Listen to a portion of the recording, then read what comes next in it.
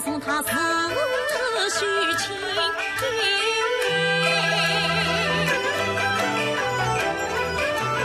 一边走一边想，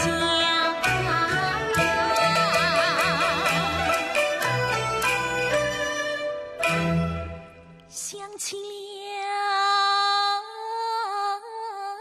往昔今生一场。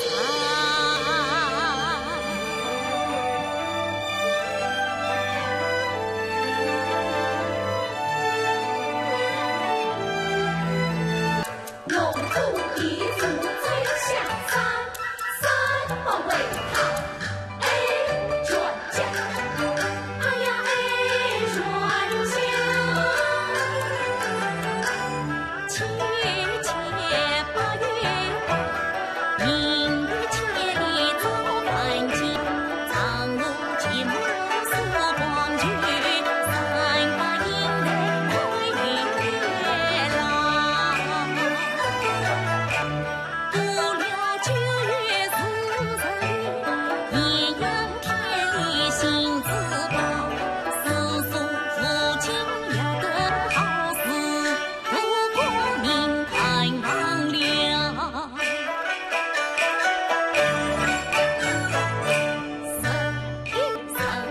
天换了色，雪初秋黑三鸟，最有自信最长情，百年春天最逍遥，3年同仓情深长，小笔重逢曾经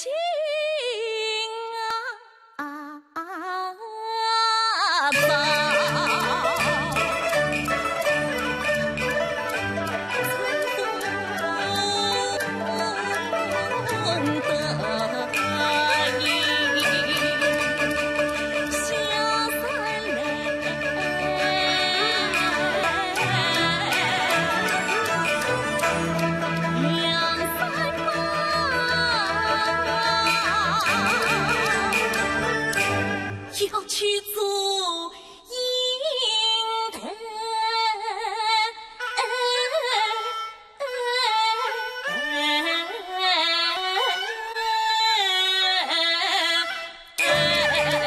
梁三郎要去做英台，梁三郎要去做英台，梁三郎要去做英台。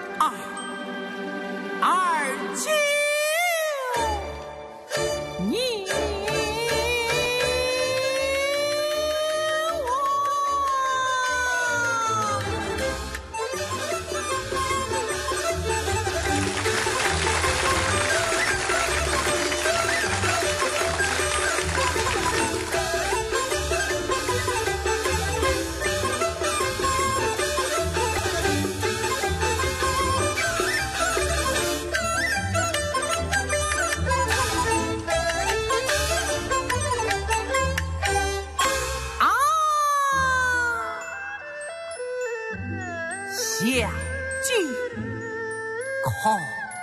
可曾责配须臾？来，据妃子婚配。哦，妃曾婚。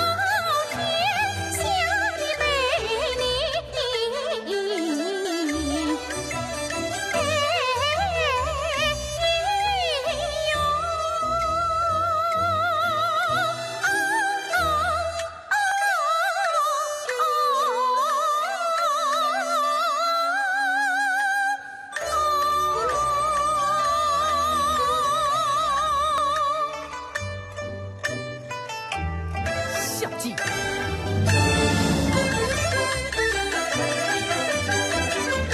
那年呼啦滚，把姐姐。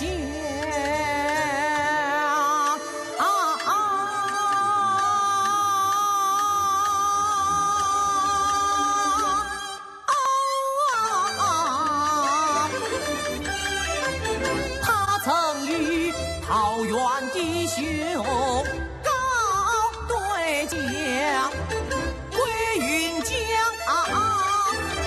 回大道，猛虎一样，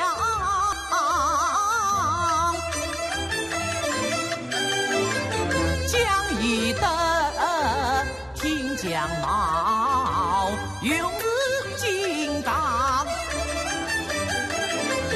刘元德无算尽，欢喜天降。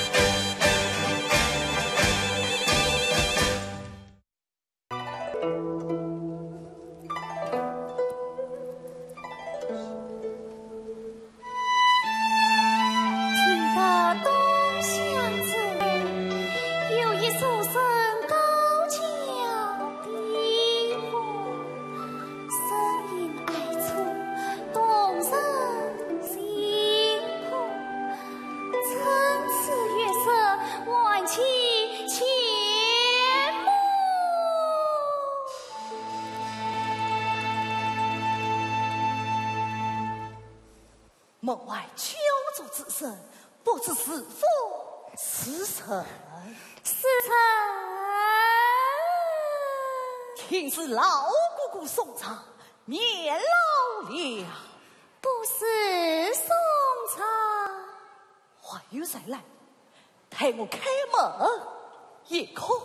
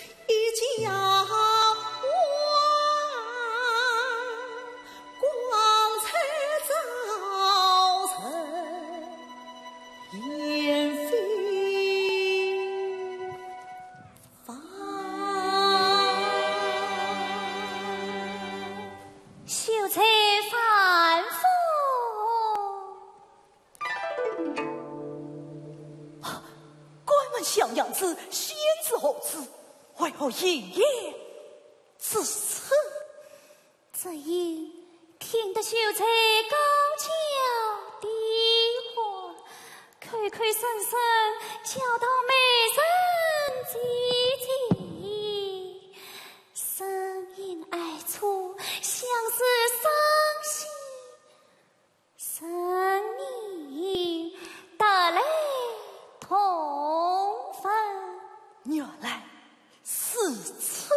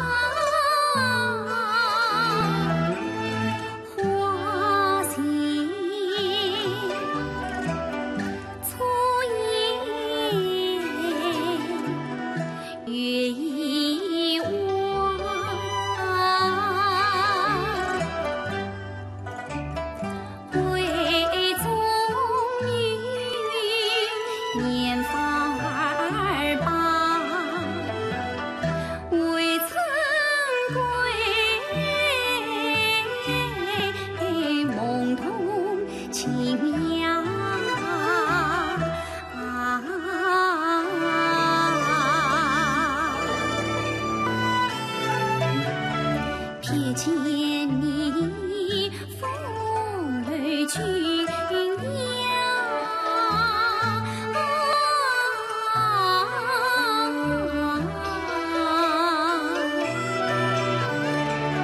悄悄地与你接过半海。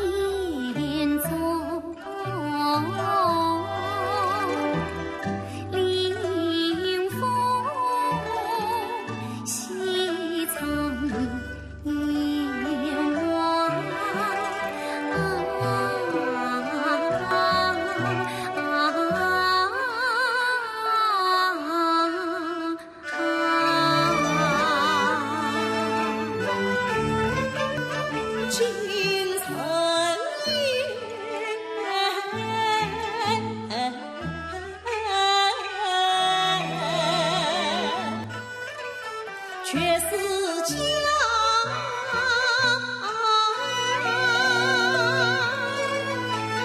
气象异彩闪光华，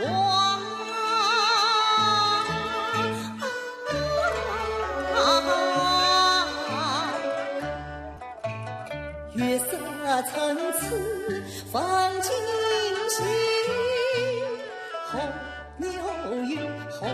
在后日后年后月后日后日，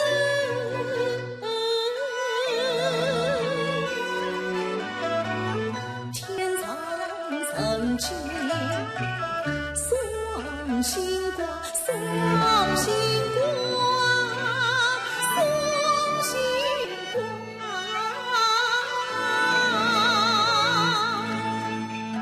精彩看。欢颜家，妙天仙上门下堂，不知她是哪家草眷女娇娃，这情景倒叫人又惊又喜，又怜又怕，怕的是一梦醒来空寂呀。小娘子，今夜相逢，莫非是梦？莫非是梦？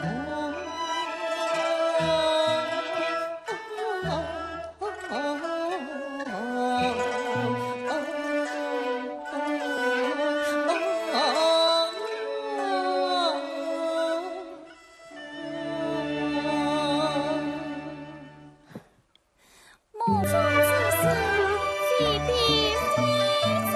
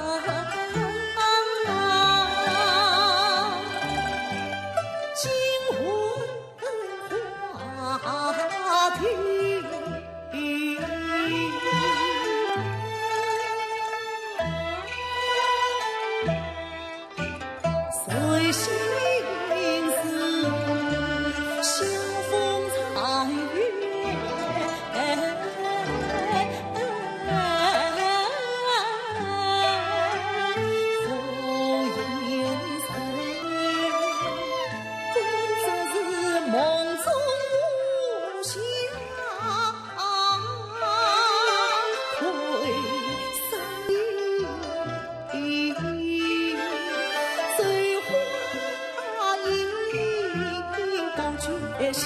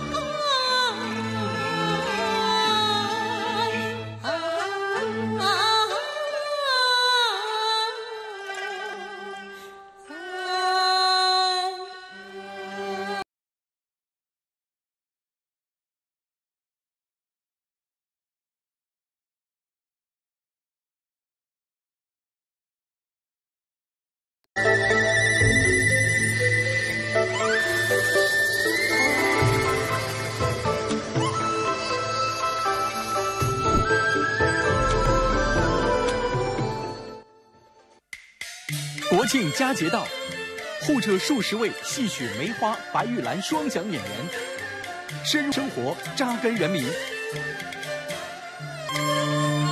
戏相逢，邀您共赏两地名家金曲名段。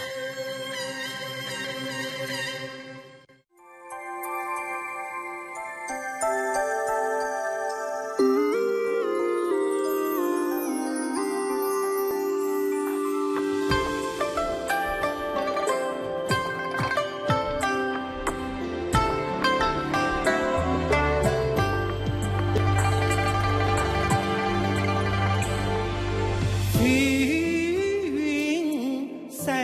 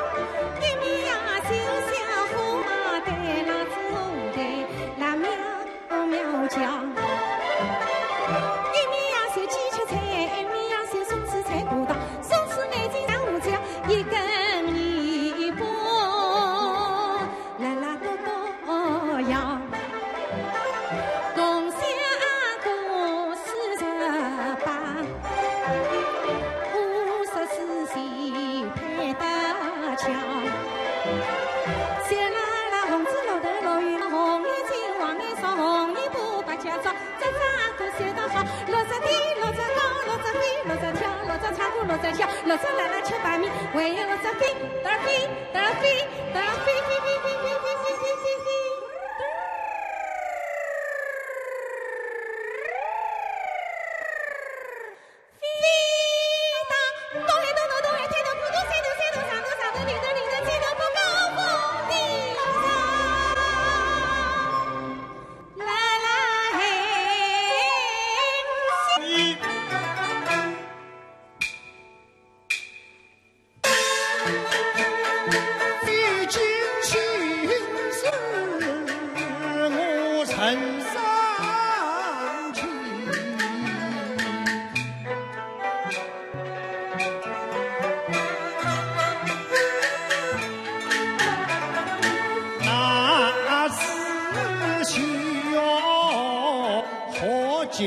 不长，风不起，咸阳烈流，你狠心人。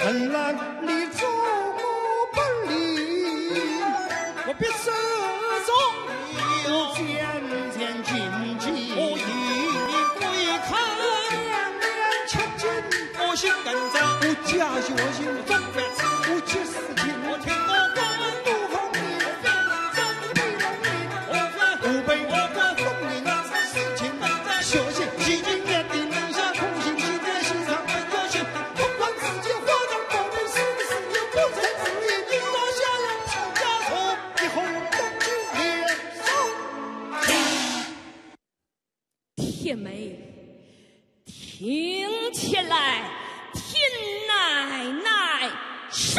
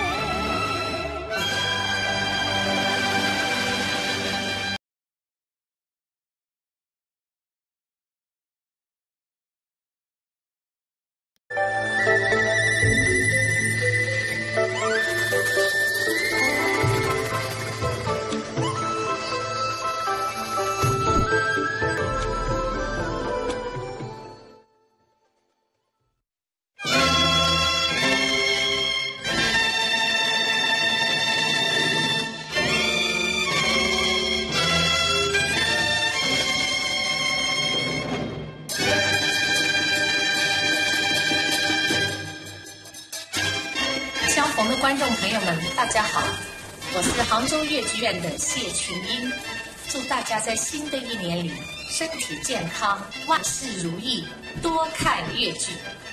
下面我为大家带上一段《盘夫索夫》当中的选段，官人好比天上月。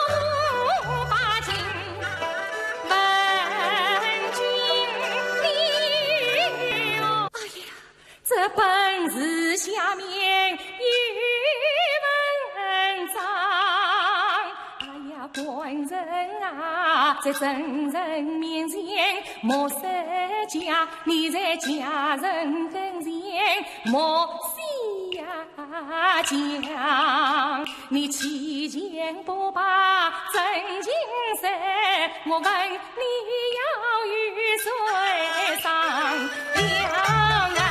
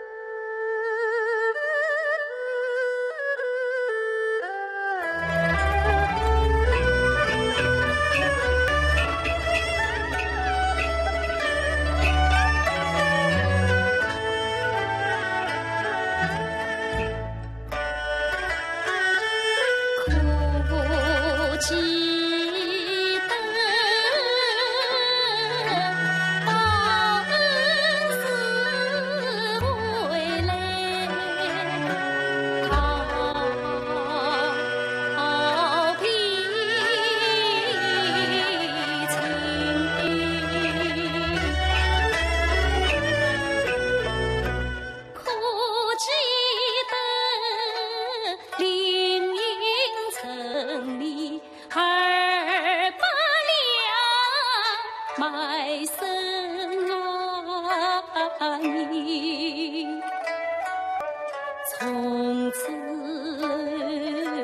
10年守住无音信啊，可怜我被骗一笼开始转，相差你，不知你问长夜多苦用谁？其实那是我的小船飘成飘，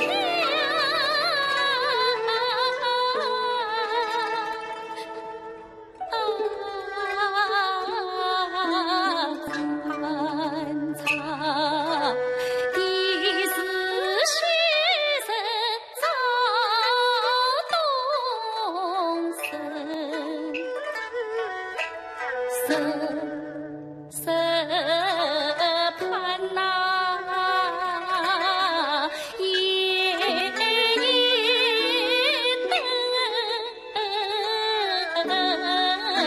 掐不了今生相逢才公平。常年头飘来羽毛生泪心，想到你心底丝丝不滚情。我虽是烟花女子到情郎，你恰是堂堂之君，生身披带上五色的绿巾，农村那归黎明，村上春报飞不寻，团上买个万根灯，好了三把忘了偷气，压杀你用他一无能，这里因子混气的无量数天王主配天为地上天长死错了从此天涯共地方。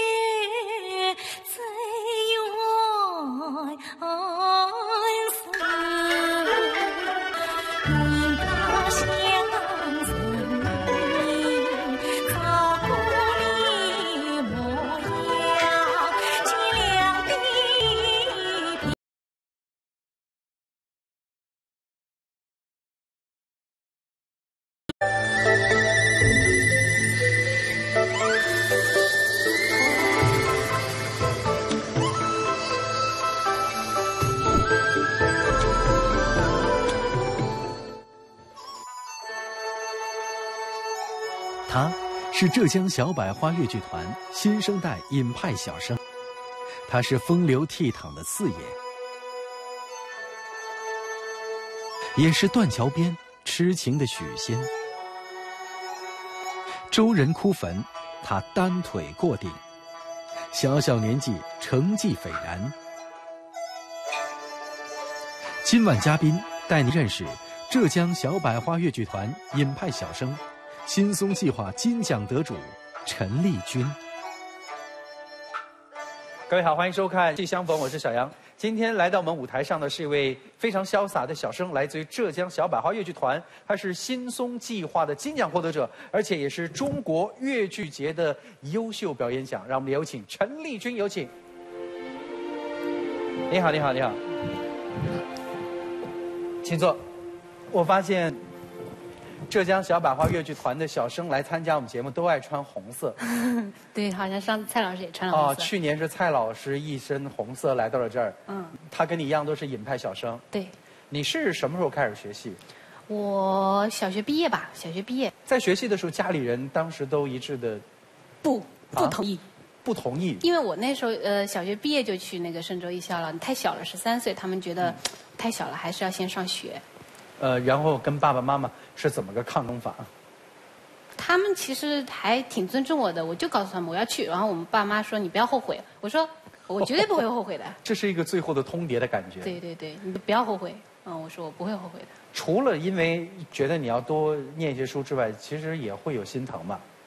那个时候他们还不知道唱戏挺苦的，等后来才知道真的很苦。家长对于孩子来说，就希望能够干上喜欢做的事情，还做出点成绩。对对对，我爸爸喜欢越剧啊。你爸爸喜欢越剧？我爸爸喜欢唱。还不让你考这个艺校？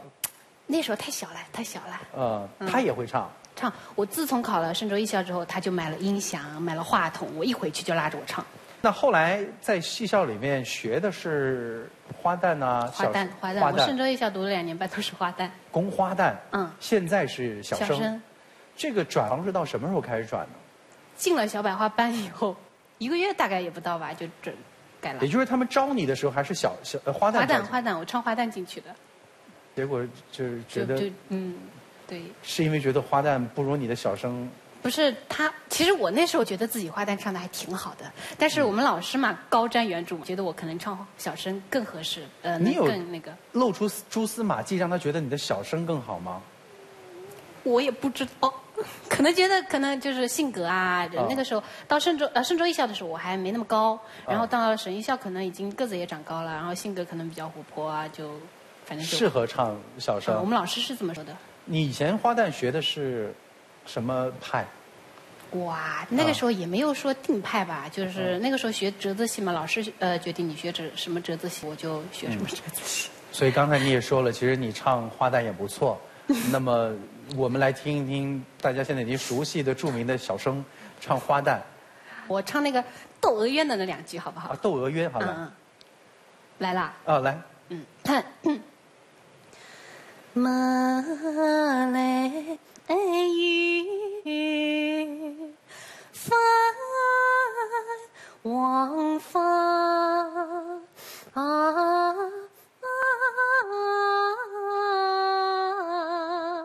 可以了吗？还是听出点尹派的感觉。对，我就不自觉往里面走。是的。转的时候自己很适应、很接受吗？不接受，我那时候是就是喜欢花旦的嘛，花旦漂亮，而且你唱了2年半了。那时候我还窦娥冤还去比赛了，那个楚凤争鸣那个时候，所以呢，我们老师让我改的时候，让我改了3次。前2次呢，我不愿意改，他也就放过我了。然后第3次我还不愿意改的时候，我们老师就把我骂了顿。然后就是我不愿意也得改，我还哭了也没有用，就很不情不愿的被改。有特别让你觉得很难改，但是你花了很多力气去改过来的声音。就我到毕业之后都有人说我。的确，不是有人说我的声音就是不够的那么沉，因为花旦嘛，可能就以前就是冰着的啊或者什么的，那个唱小声就声音不够厚重。现在依旧还是有这么一个问题。因为尹派还是很儒雅啊，对，出名的就是他的中低音的这个嗓子。对，所以就是对声音来说，我还是有影响的。现在有方法让自己的声音往下吗？对啊，胸腔共鸣更要多点。刚才是为难又来你啊，那当然，刚才是为难你了，是花旦了。那现在我们回归到你目前最引以为自豪的这个小生唱腔。我唱个洞房悄悄吧，如何？啊，好好，洞房。来，对。啊，来，今天穿的挺新郎官的。好的。洞房悄悄行月。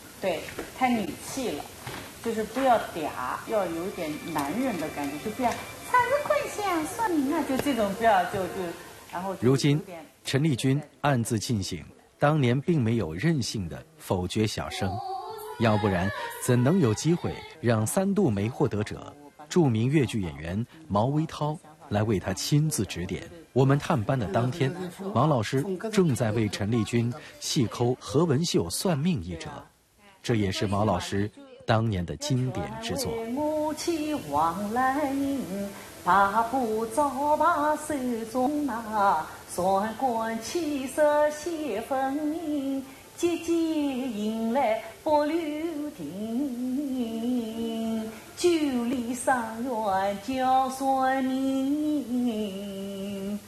宋老师，我不知道我现在合不合格了，因为我也很多年没唱这个了。就这个味道是这样的。小百花越剧团对于新人的培养是不遗余力的。陈丽君与许多年轻演员相比的幸福之处，在于当她有了站在舞台上塑造角色的机会时，托她挺她的都是资深的前辈，而她每天的排练就犹如一块海绵，尽情地吸收着前辈们给予她的宝贵养分。你是你是问宋之孝，对对。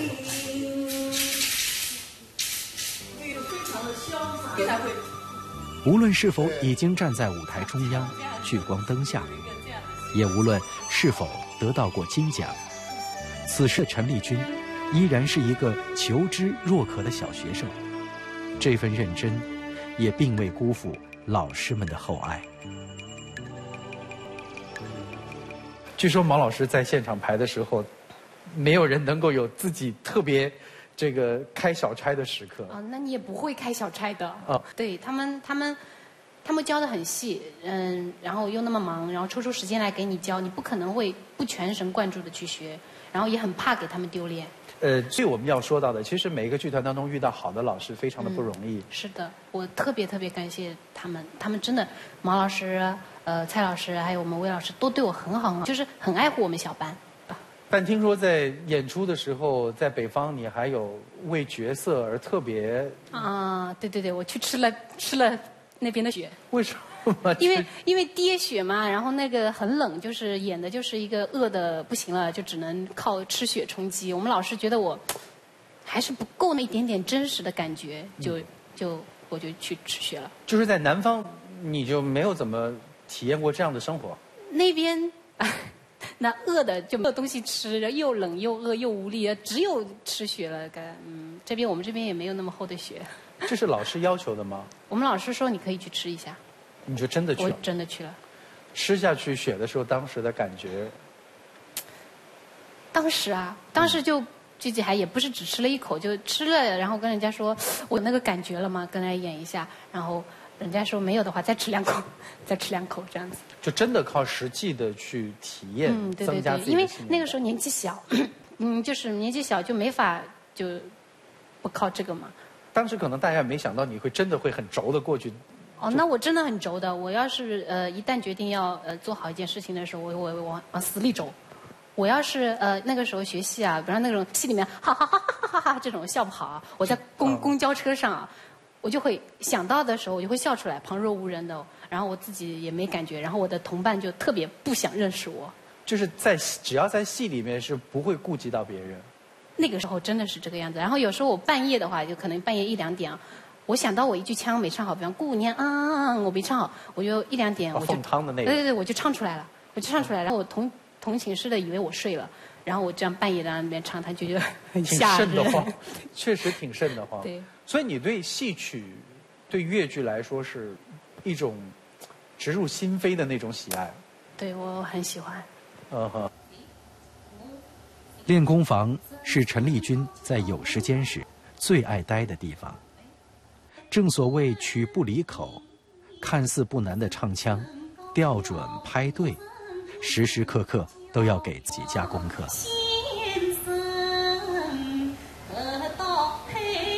2017年，陈丽君代表浙江小百花越剧团角逐新松计划全省青年戏剧演员大赛。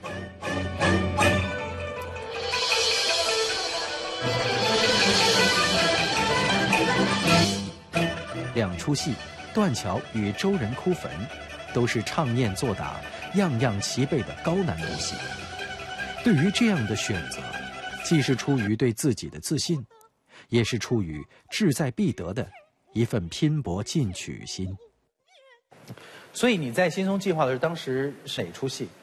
新松我用了周人和断桥，还有断桥。又是断桥。对。但是为什么会水深火热呢？因为练得很凶猛啊，就是从早到晚都在练，我有时候会练到半夜12点。然后那个时候不是蔡老师先那个排的《周人哭坟》吗？他那个腿是江南一条腿出名的，对不对？对。那我好的是左腿，然后蔡老师抬的是右腿，我右腿没那么好，然后就比赛时间也很紧，我就必须要得空上去啊！我很想减掉这个腿，我们老师都不同意，说你一定可以的。然后我就练，然后又受伤了，受伤就放不上去，然后放不上去的话，你就逼着自己很动都在那边放上去压。那应该是一种撕裂般的痛。真的是撕裂般的疼，就是你压腿之前，你都要深呼吸好几次，就是要做个心理准备，我要开始了。你觉得最对你有打动的话会是什么？没关系的，输了回来老师请你吃饭。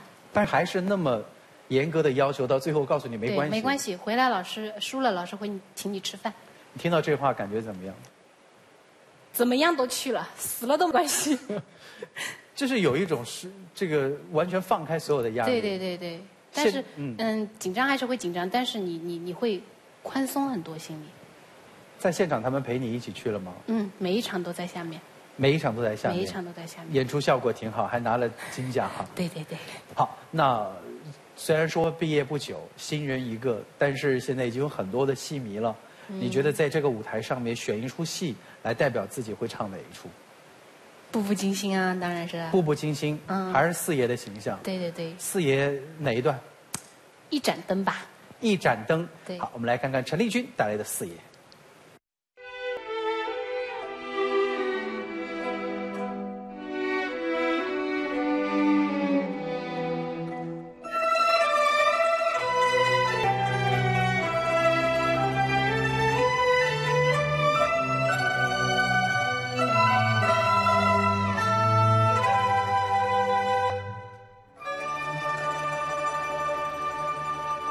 一盏灯，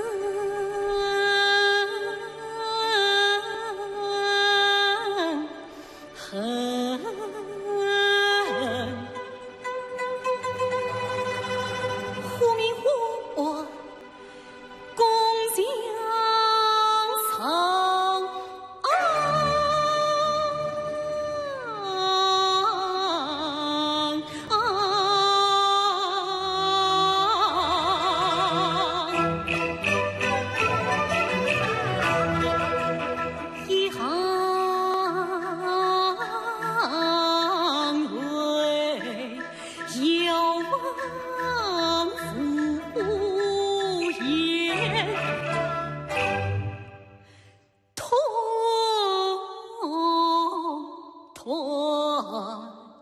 断肠。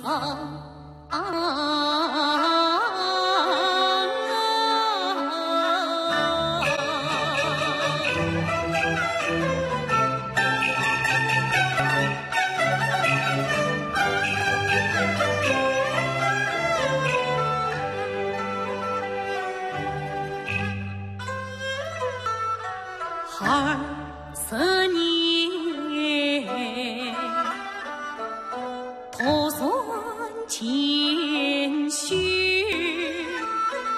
苦尽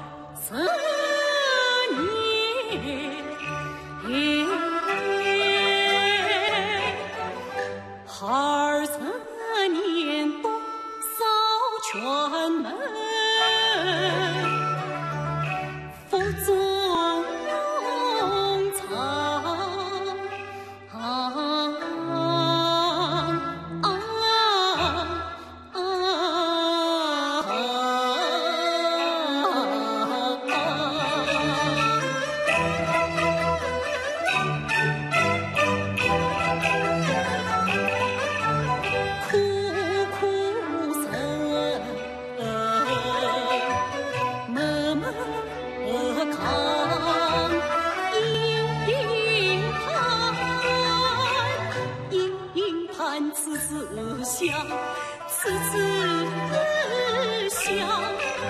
一早为登圣洁居庙堂，一时万古传颂享荣光，一副江山社稷红土光，一个心上的神儿腔，千音千愿，千音千愿千妙忙，千妙忙。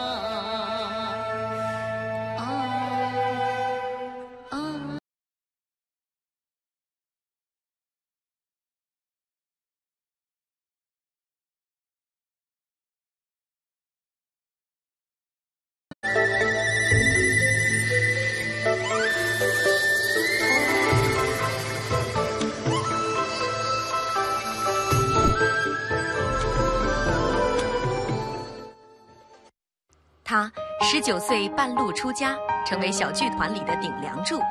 几年后，他和毛维涛、夏赛丽等搭档，是浙江小百花越剧团的元老级演员。在越剧的舞台上，他的表演风格多样，形象多变。他是《白兔记》里的岳氏，也是《陆游与唐婉》里的陆母，还是《琵琶记》里的赵五娘。他就是国家1级演员洪英。与戏相逢，与人心的剧团去看一看，然后这一看就看上了。请各位小姐不言。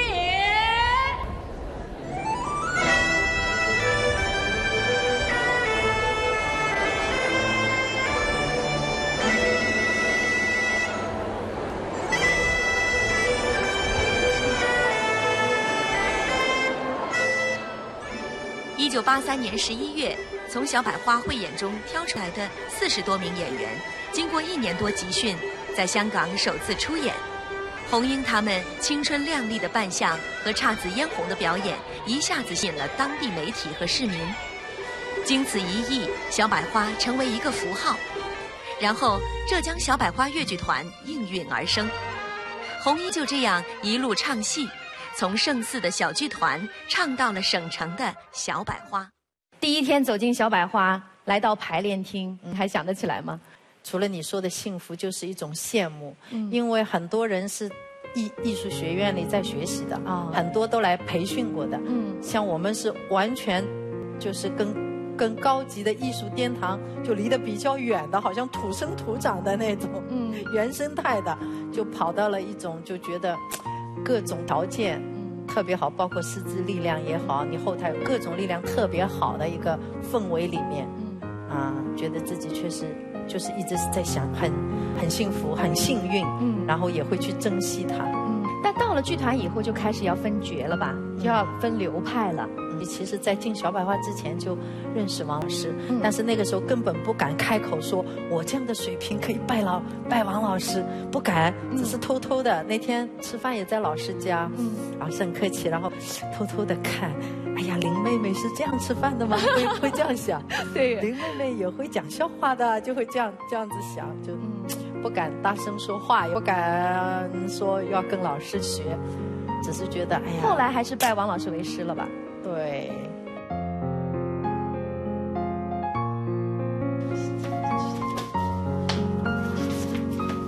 虽然已经搬过2次家，但这些留下岁月痕迹的剧本依然完好的保存着。每次翻看它们，就好像剧中一个个鲜活的人物在眼前一一流动。对红英而言，这是自己演戏生涯的见证，更是自己对戏曲舞台热爱的见证。听说你在团里面还有一个称号叫做救场王，哎，没有我戏的时候，我也会去看别人排戏，看着看着就会了嘛。就是很多青年演员，有时候我现在也跟他们讲，我们排戏一定要通读剧本，要整个剧本要明白，不要只观自己的戏。然后像我们团嘛，要求更高一点，除了你剧本里要知道你的整个戏在干什么，你还要知道这个人物多少年前在干什么，多少年后在干什么，对吧？就功夫在戏外嘛，你要把这个人物要理顺的话，如果你是，除非你历史上没有这个人物，如果有这个人物，像陆游啊，比如说这种好情绪也不太好，台上晕倒了，翠云晕倒了，晕倒了，晕倒了，我演的是别的丫鬟，就扒了我的衣服和头，把她身上的扒完了，穿上就上去了。那个时候没有准备呀，没准备，然后观众哎，怎么换了一个人？是因为你对越剧的喜爱，然后一直以来的比较多的研究，最后，毛维涛老师就给你一个大任务，对吧？这个大任务真的是一个大挑战，从花旦要变成老旦。对，你说的是陆母对吧？对，你来跟大家讲一讲这段，怎么会从花旦去演老旦的？那时候进团的几年，87年还是89年的戏，也没几年嘛。因为当时也有点，他说你要不是。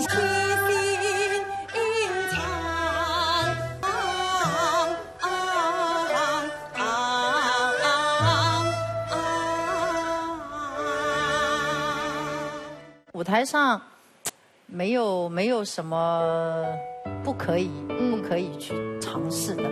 我是觉得不要把自己框那么死，你花旦只演花旦，别的不演。我们团这个氛围应该还好。会不会害怕一旦演了老旦回不了花旦了？回到后来也在回，因为我那个《琵琶记》就是在陆游后面排的，好多戏能演，就是看。其实团里面的领导啊或者导演他也会看你这个人演什么会比较合适，能够发挥你的特长。那今天的舞台当然也是需要你给我们展现一下。那你会选择什么？因为你现在戏路好广啊，这个到底是老旦会在我们的舞台上演呢，还是继续选择花旦呢？我还是心中的神儿叫声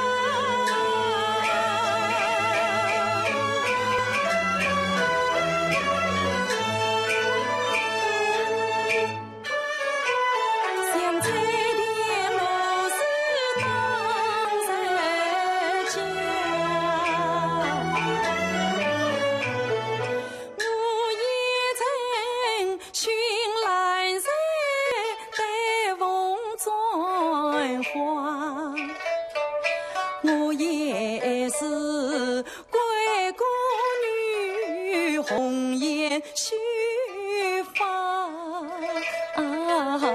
我也曾与夫君同造菱花，是今日红颜丧尽人憔悴，怎觉他今我供养富贵花，李子叫我谁不爱，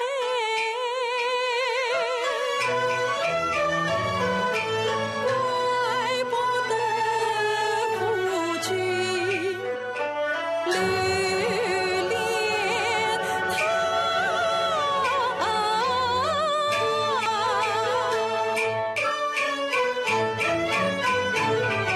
你几家才郎为财富，愿何不认他的娘？你几家才郎为财富，愿何不允他归家？你几家才郎为财富，家园为财郎。生不养，死不长，马不皮，小不得，天冷愉快，经理与长，随风小快要问他。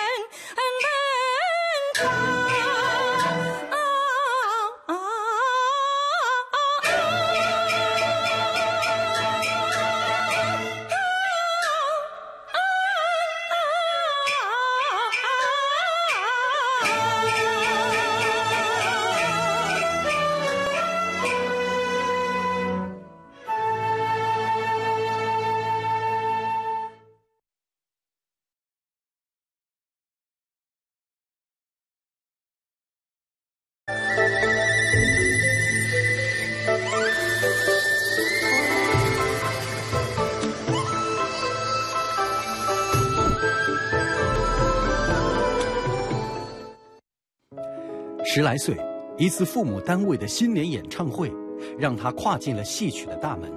身材高挑，声线柔美，让她成了学戏女孩都艳羡的花旦演员。她表演平实自然，演唱委婉动听，扮相美丽大方。她是《西厢记》里的崔莺莺，也是《舞女拜寿》里的杨三春。她是国家1级演员，浙江小百花越剧团副派花旦周燕。欢迎各位收看《戏相逢》，我是小杨。今天和各位一起来认识的是来自于浙江小百花越剧团，也是副派的花旦周燕。周老师好。你好。周老师是唱副派的。对，当时学戏的时候是进的艺校还是？进的省艺校。省艺校。你是之前就了解越剧去报考的吗？应该是不了解的。因为我们奉化吧，我是奉化人，宁波奉化人，对对。奉化呢，应该是永剧啊，我们的地方戏是永剧。不知道。哎，对的，是个。他是因为是永剧听的比较多，是啊，然后呢，对越剧也不是特别了解。但是怎么会突然间想到去考越剧呢？因为当时省艺校来招生呢，因为我曾经在一个我们家庭的演唱会上，就是我爸爸妈妈是商业系统的家庭演唱会。对对对，当时因为商业系统，他就搞了一个家庭演唱会，比方说这个百货公司的、烟酒公司的这个就是过年嘛，就是说每个公司就代表一个家庭出来去演出，去演唱。那么我就代表，就我们家就上去演了以后，当时就是文化局的一个局长，他看上我，他说这小姑娘唱得不错啊，然后给他留下了比较深刻的印象。那么当艺校来招生的时候嘛，他就通知我了，他说你可以去试一下。然后老师当时就是一下子就决定你是花旦。对对对，因为我当时个子也是比较高的，然后呢这个脸。比较瓜子脸，古典美。对，然后这个声音的音色也比较清脆，所以就是他们就是一看就是觉得是唱花旦的料。很多学越剧的女生，其实如果分到花旦，应该都挺开心的。对对，但其实我也还，其实从我内心我是蛮喜欢小生的，我觉得很潇洒，所以我曾经在学了半年的时候，我跟我的唱腔老师董老师提出来，我说董老师，我说我特别想唱尹派，我说你听一下我能不能改。结果我们老师就听了一下，其实我估计他内心估计挺想笑的，大概是，但他还是听完了。对，你是唱的哪一段？凤汤，亲姑娘放心喝下这暖肚汤，这里是南京城为周家长。我就觉得这是一个非常美丽的大姐姐在让我合唱。那肯定的，所以我们老师就不同意。还是唱花旦比较合适。对，他觉得还是唱花旦。很温柔。举妹一心相同嘞。从艺校毕业后，周燕就进了浙江小百花越剧团，主攻副派。而事实上，周燕和副派宗师傅全香还有另外一番渊源。说起副派，那您和傅全香老师有过见面的机缘？对，跟傅老师还是有一段渊源。还真有。对，因为之前就是我进了艺校，然后后来就慢慢的就归到副派，就专门唱副派了。然后呢，我有个舅妈。这前面是文化局长，现在舅妈登场。对，然后傅老师是我舅妈的一个表姐。哦呦，其实还是沾点亲的。那么他知道了这个我学了粤剧，然后也唱副派，所以他觉得哎呀，他说这个得让傅老师最好把我收在门下哈。当弟子。对，当弟子。然后当时也去跟傅老师都见面啊，干嘛？而且傅老师有的时候到杭州来，比方说到小百花。来看合音啊，或者说跟有一些业务上的这个交集吧。然后他有时候也会到艺校来，他到艺校来，他就会说，哎，那个周燕呢，我要见见他。我要可以。对，所以我们在艺校还见过几次。傅老师在见面的时候，一般跟你有哪些接触和交流？他肯定问我学得怎么样，学得怎么样啊，然后在这儿过得习不习惯啊，生活上怎么样啊，他就蛮关心的。其实冒昧的问，后来还是没有拜在副派的门上。对，因为当时呢，就是当我从艺校出来以后。当时是想拜傅老师的，但是就是傅老师当时刚刚开了一个大刀。那个时候已经经历手术了。对，大概他70岁左右的时候吧，70可能刚出点头，然后经了个大刀以后呢，他说我可能身体吃不消，他说他说学副派也不一定说是一定要拜师啊什么的啊，然后他说我们小百花合音嘛。合音是这个副派的，也是一个非常优秀的一个演员。然后他说：“哎，你可以让合音大姐姐多教教你。”他说他就在你身边，那么就失去了这么一个拜师的一个机会。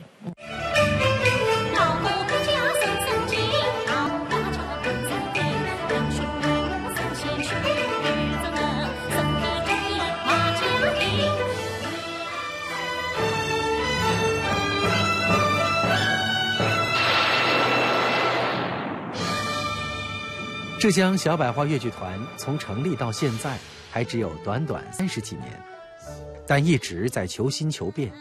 作为演员，周燕也在不断的突破挑战自己。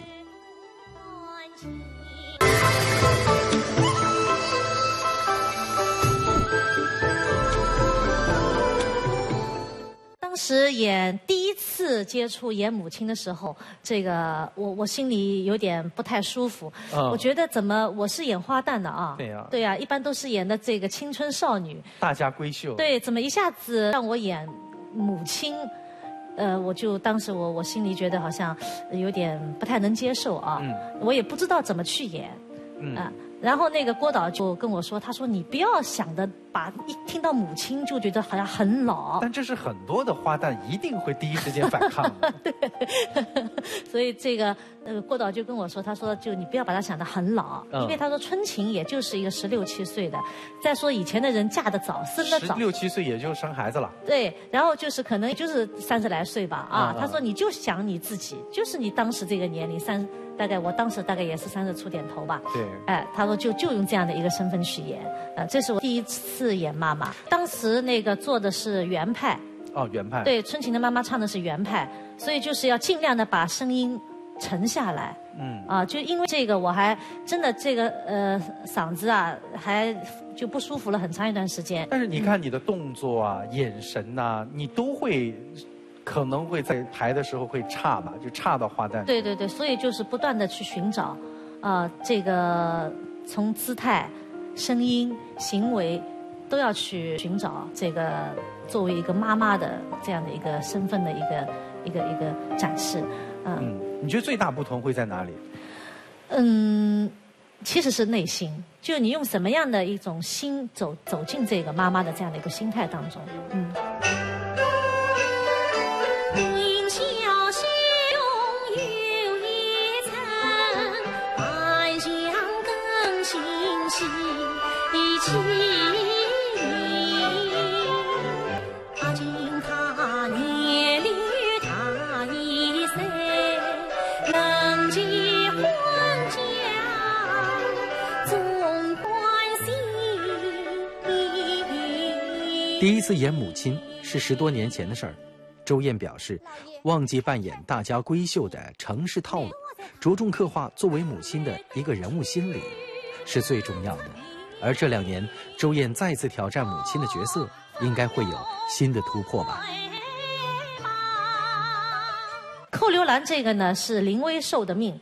还林薇受的命。对，因为是一开始是安排的陈坤林老师演寇母，但是陈坤林老师刚进入了一段时间以后，他就身体不适，所以就一下子就临时就让我顶上去的，所以我当时一个呢也是没有心理准备，然后一下子呢也是非常有压力，因为寇留兰大家知道是毛老师演的，就是之前可能是心里不舒服，现在是心理压力。对，是因为年纪大起来了，慢慢的这个人也沉稳起来，阅历也那个丰富了嘛，所以倒是没有很多的这个纠结啊，就不纠结让我演妈妈或者是不纠结这些了，但是可能对我自己到底能否演好这个角色，是内心的凡是压力非常大。他唱腔做的也是原派吗？他是吕派，因为我是没有演过现代戏。因为我们都是古装戏嘛，对。但寇留兰是现代的，他是现代人，所以从很多你的学的程式一点都用不上了，等于就是从头来了，所以就一下子，而且他身份又是非常高贵的，他是属于贵族，然后又是一个内心非常的坚强的，他的内心是大过这个寇留兰的，他对这个很多的这个追求啊，他的价值啊。他的价值观啊，很多他其实是盖过寇留兰，因为寇留兰是很听妈妈的话的，所以就是说要去演一个气场这么大的母亲，就是所以压力确实是蛮大的。母亲思念你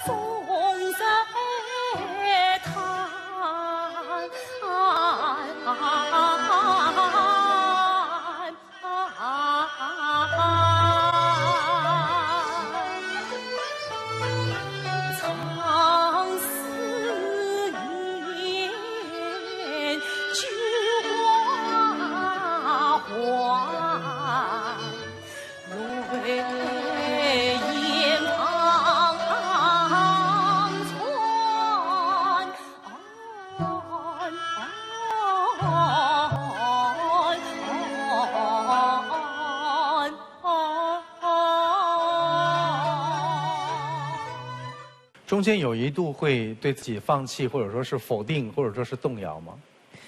这么我听起来你都觉得是很复杂的。对，这个一定是这样的一个过程。哎呦，我觉得否定我不行的啊，然后慢慢的就是硬推着你，因为这个戏要排出来，每天都要去排练场，对吧？然后，当然整个戏也都是在摸索当中这个出来的，所以我也是在不断的哎呦觉得不行，哎呀再试试吧，哎呀不行再试试吧，就是不断的就是这样。当然到后来慢慢的找到一点感觉以后，那么自信啊各方面都建立起来了。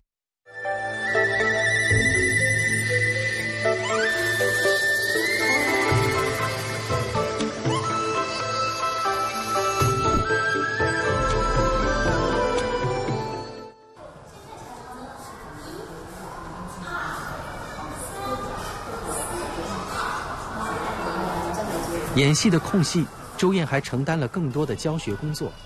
每周一下午3点40是周燕雷打不动的教学时间。和别的演员教授专业学生不同的是，周燕还很喜欢去教导零基础10来岁的小朋友。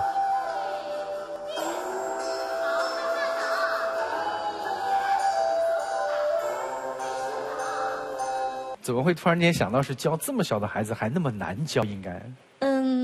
因为小孩子当时接触到的时候呢，是喜欢孩子，因为自己的孩子长大了，所以一下子认识一个小孩子，真的是特别可爱，然后非常的有天赋，所以我就觉得能够把这个越剧啊，通过这样小孩子来传递出来，又是另外的一种感觉，啊，就加上很多一些童真的东西，就特别有意思。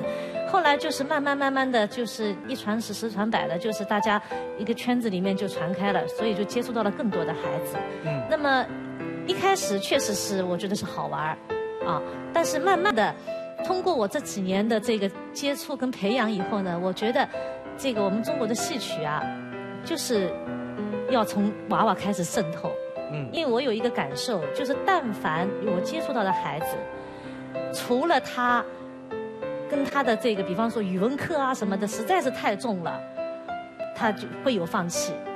其他的没有一个是因为我不喜欢而放弃。所以归根结底，我总结一下，感觉是，就是应该你近距离的接触到了以后，孩子都很喜欢。所以艺术还是很有魅力的。但教的时候特别痛苦。教的时候就是这个叫喜忧参半吧。当然了，你遇到一些小孩子，因为小孩子的理解能力跟他的自控能力毕竟还是很差的，对，所以就是你教的时候会很费劲。但是当你教出去的是东西，他马上给你反馈了，这个时候你就会特别欣喜。我们在这个舞台上呢，最后是有一个惯例的，是每位嘉宾都要来还原一出比较经典的戏。我选的是《西厢记》。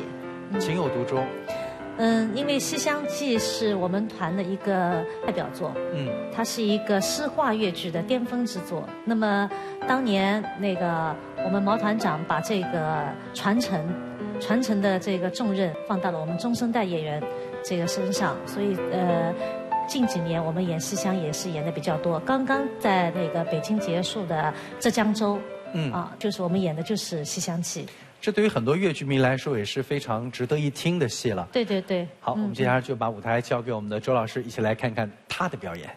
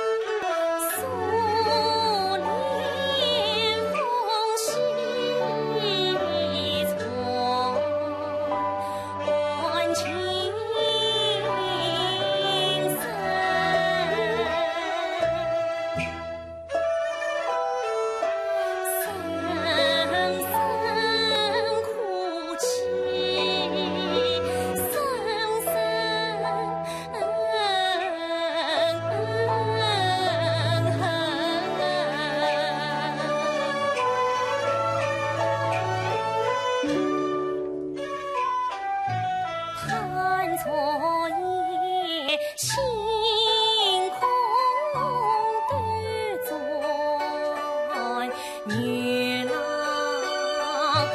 从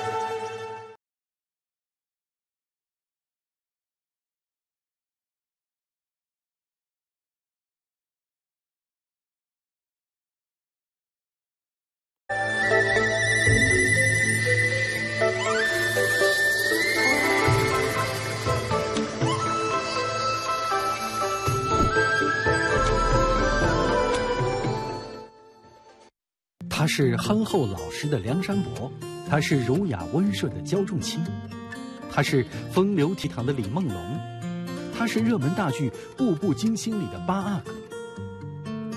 在粤剧的世界里，他演绎的角色带着范派的爽朗，还有尹派的韵味儿。他就是国家1级演员浙江小百花粤剧团的魏春芳。欢迎各位收看《戏相逢》，我是小杨。今天在舞台上呢，我们要认识的是一位粤剧演员，他是国家1级演员，也是浙江小百花粤剧团范派和尹派的小生魏春芳老师。你好。你好，小杨好。今天这个整个人就非常的女人味儿十足。在大家舞台上看到你都是非常英俊潇洒的小生形象，但是尹派和范派呢，一个是比较宽嗓哈，那个尹派又比较细腻缠绵一点，尹派基本是以柔为主。如果是范派，如果是惜别离来的话，没有的。其实我唱腔是范派，但是惜别离，惜别离，还是以比较抒情的那种歌唱形式去唱它的。我发现您在唱范派的时候啊，确实多了更多的一些韵味，就是细腻的表达。虽然刚才是一个粤歌哈，但是里面这个是有跟唱尹派有关系吗？这个肯定是有关系的，因为当时就说，在就是我们在学唱腔的时候，吴孟桥老师就这样讲，我就说，因为焦仲卿这个人物也是属于非常的内敛呐，也是非常的就是说，儒雅的这么一个人家就说小吏嘛啊。当时我呢就觉得一种范派他比较高亢啊，比较那个流畅啊，然后形象比较大气的。但是呢，就是说放到焦仲卿这样一个人物里面，是不是应该有另外的一种，就演唱上的一种那一点的改变啊？然后胡孟桥老师他其实当时就非常支持我，他说你就照你这样的一种感觉去唱，带着儒雅一点的那种感觉去演绎这个范派唱腔，也是这样。觉得挺羡慕的，就是一个演员如果在各个派别哈，人物塑造性格上面都有不同研究的时候，就会撞出很多不一样的火花来。春香传最早产生于14世纪高丽时代，是朝鲜人民家喻户晓的一部古典文学名著。上世纪50年代曾被上海越剧院改编，而魏春芳所演绎的《春香传》在越剧原有的基础上，延续浙江小百花一贯创新的风格，更加戏剧化，并且融入了很多朝鲜特色。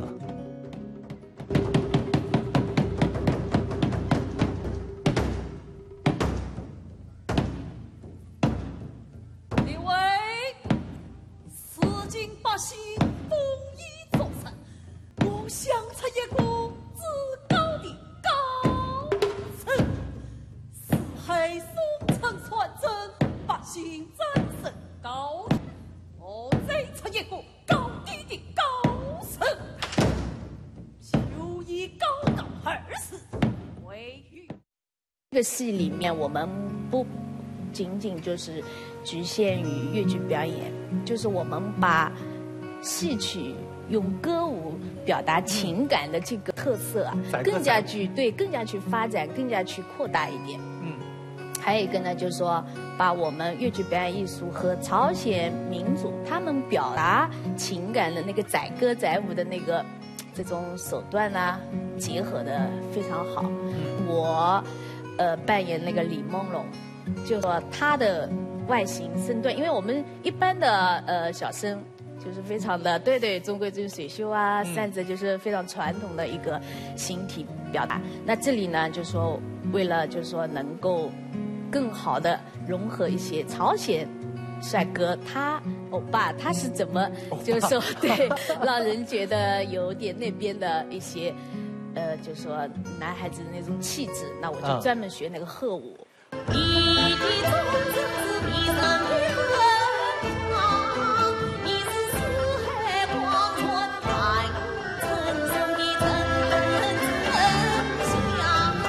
各个类型的舞蹈几乎贯穿了全部，其中鼓舞算是练得比较辛苦的一个。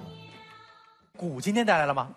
鼓对了，因为听说你会长鼓，所以我不会，我可以跟着你学一下。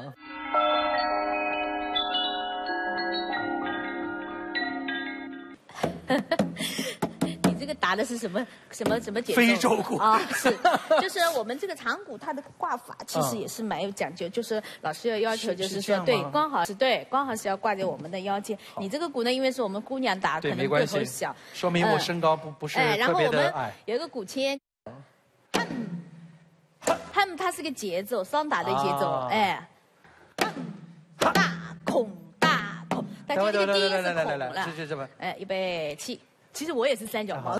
来，你那个节奏我看看。起，哎，哼，大孔大孔，哼，好，大孔大，好，大孔大孔大，大孔大，哎啊。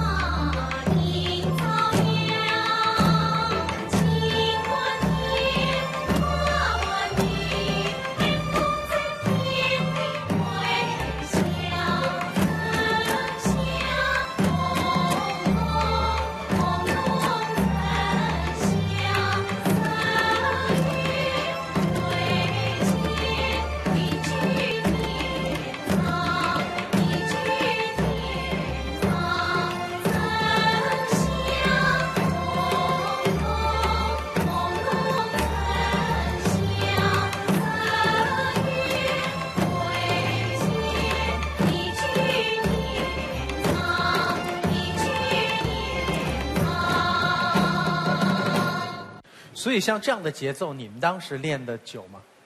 久嘛，天天打。当时很多人骨折，骨折是受伤，对，骨折，因为他这个鼓啊，他这个低音的时候用手拍的嘛，可能有的时候拍那个位置不好，那就我们有好几个小姑娘骨折，水泡子那是不得了。他这个签是这样拿的，要卡在这个地方，卡在这个上。小拇指。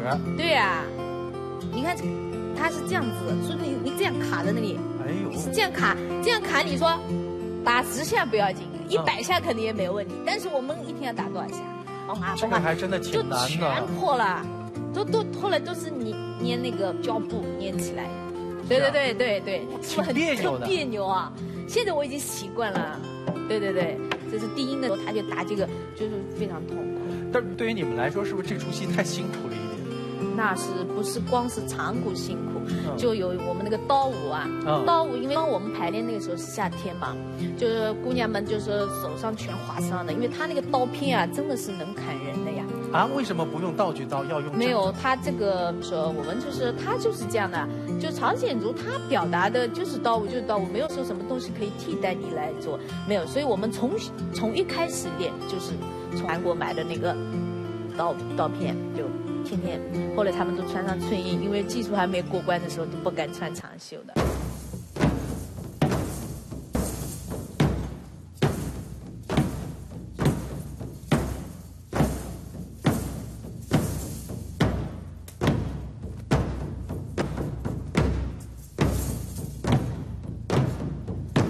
金钟美酒，千色血，岳母加油，万岁高！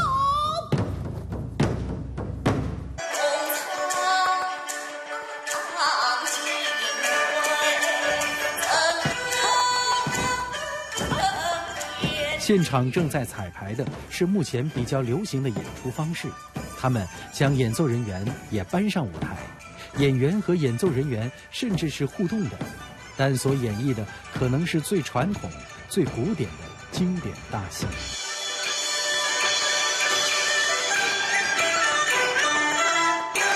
但是回归传统也是必然的，因为你看，西厢记封箱，然后又有传承，然后我们在梁山伯与祝英台，我们有了这个版本那个版本，到新时期又有了属于你们的版本。在回归传统的时候，你们会用什么样的态度来继续推进？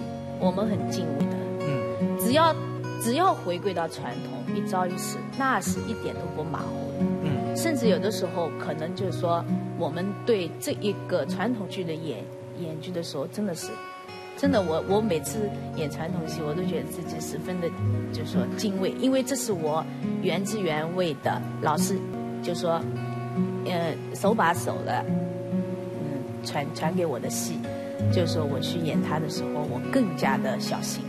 我们虽然在做很多创新的举动，但是回归到传统的时候，我们真的是非常非常的严格要求自己了。这个东西不能变。所以说，能变的、能够推进的是形式，对。但是核心的、好的、本质的东西，你们在保留。当然了，这是。就是说我们的四功五法，我们的手眼身法步，这个东西一定是规矩的。我们的演员能够自如的去吸收另外的东西，是因为我们有非常扎实的传统基础，才可以有这个胆量，就是去接受新的东西。要不然我都还没有长结实，另外的东西呢肯定会影响到我。我觉得这个我们小百花的所有的演员，其实大家也都知道，我们团里所有演员都是学校里最好的，或者是各个剧团院团特别好到这边来。其实大家都这个是非常明白的，就是只有打好扎实的四功五法的基础，才可以创新。刚才说的也是非常的让我觉得有意思。如果说今天我们在现场要看一下新的《梁祝》的话，会选哪个比较经典一点？我觉得梁祝四柱下山，这就是一个非常全新的一个表达了。那今天我们这方舞台留给魏老师，带着您的伙伴们一起来看看这段非常精彩的戏。好，谢谢。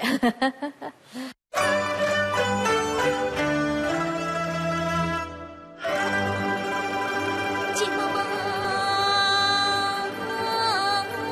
妈做家长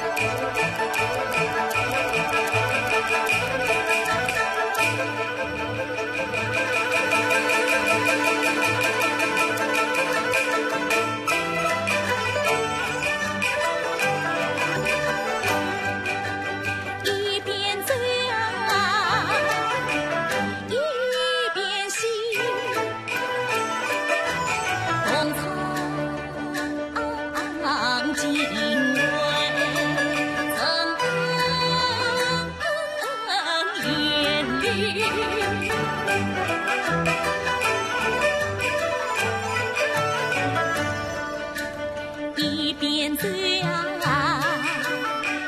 一边带，我为我不平红妆三场走。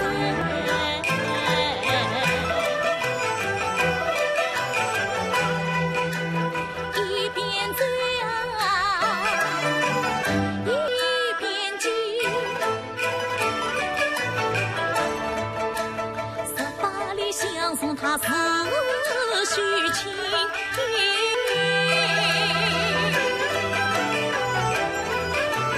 一边走啊，一边想，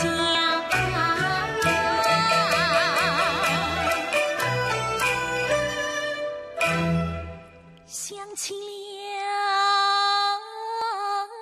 了往昔。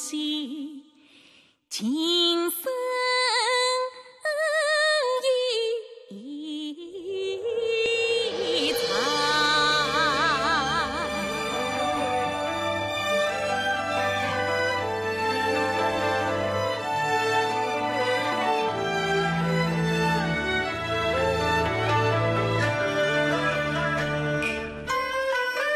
1月梅，2月秋，3、8、9并杂碎沙，因为白素记不牢，何看你记性好。3月春，4月红，清风和面杜鹃闹，因为烂醉不醒早，3、8献礼都甚交。父与父不端午，祭奠却自宗自保。3、8故中随着头，见到应该把手交。6月以泪算对消，因为晚毕